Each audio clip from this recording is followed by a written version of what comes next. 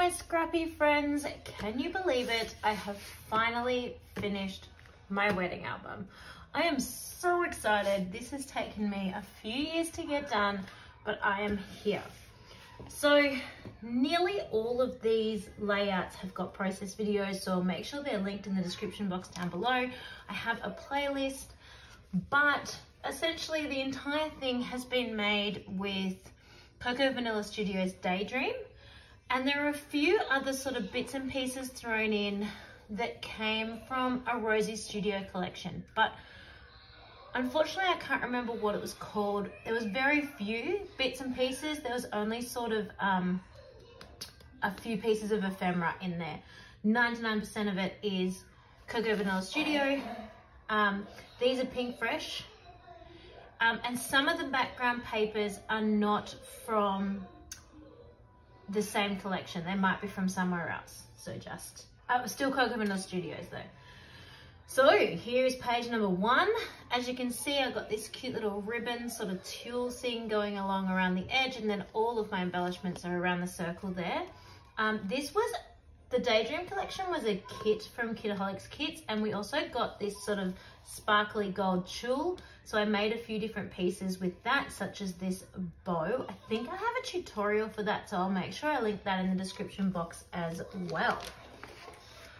There are a lot of Copa cut files in this layout, or in this whole album, because obviously I'm on the design team, so I do use a lot of those cut files throughout this as well.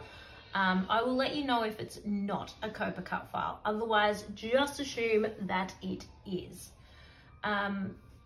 This was a scrap lift, I believe.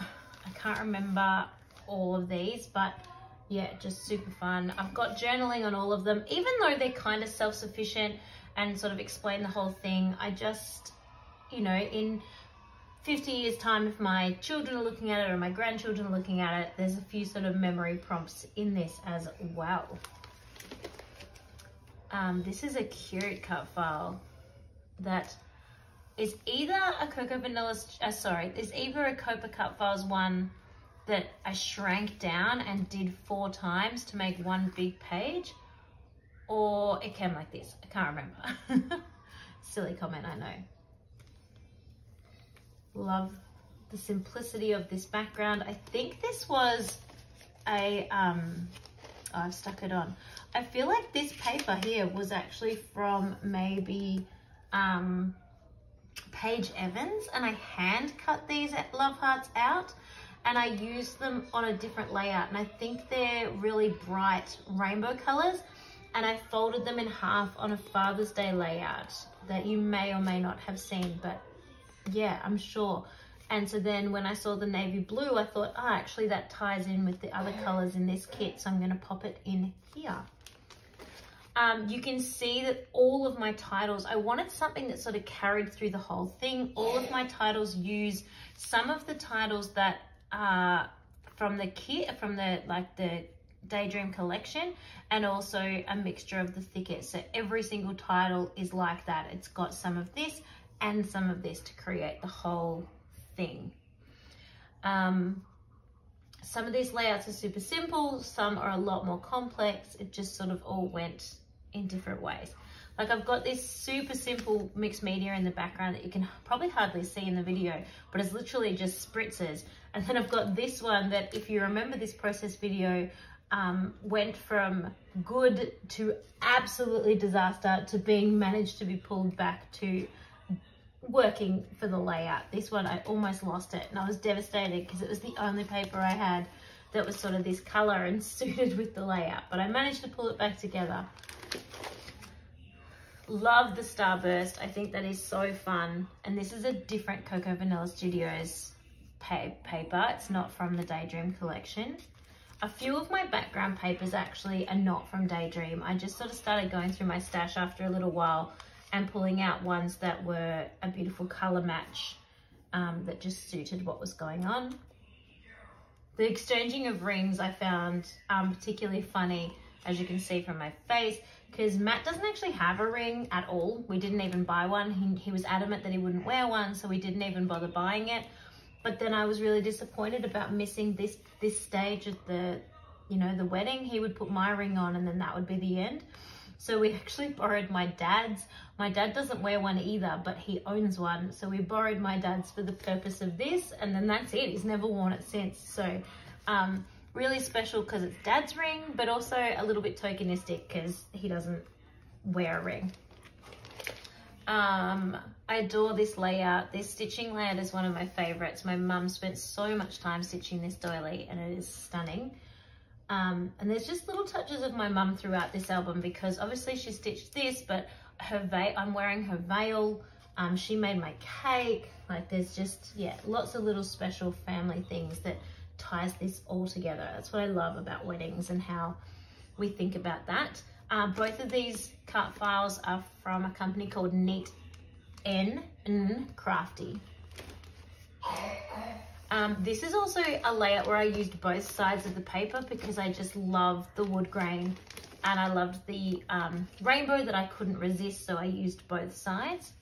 This little guy here, he is from Charms Creations and they're really fun.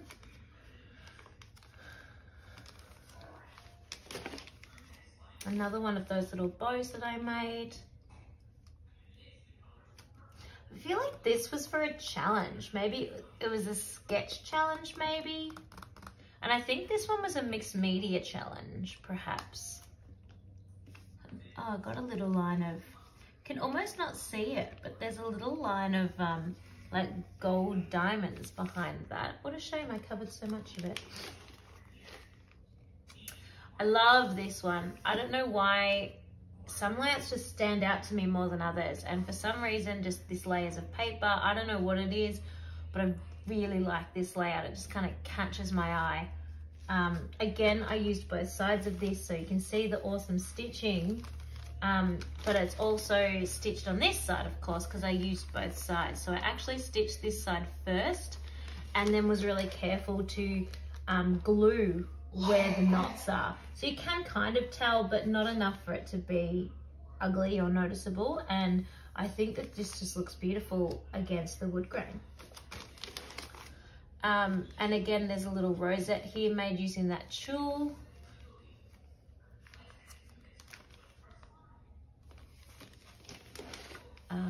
I made this cut file myself, so that is not something I can link you to.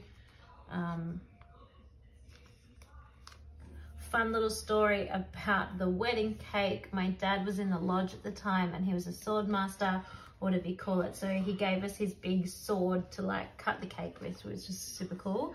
Mum made my cake and the wedding people on top were actually my grandma's for her wedding day. And they'd started to sort of paint chip off and things like that. So a colleague at work, her husband really likes to paint. You know how you can paint figurines and things for, I don't know, games and collectibles and stuff. Anyway, he likes to do that. So he repainted them up for me and gave them a bit of a fresh new look, which was amazing. I should have taken a close-up of them. I'm sure I do somewhere, but I should have taken another one. Two more Copa cut files here. And the last one. I think this is a scrap lift of a Paige Evans maybe, or something similar anyway, but this is the end. So finishing up with some silly pictures in our photo booth from the night. So I hope you have enjoyed flicking through my album and just seeing these different layouts. I am so thrilled with how this came together. I could not be happier with the post, like with the whole thing. I don't think there's a single layout that I don't love. And yeah, I'm so happy to be finished. So thank you so much for watching, everyone. Don't forget to check that description box if you want links to videos and the playlist link. And I will see you all next time. Bye.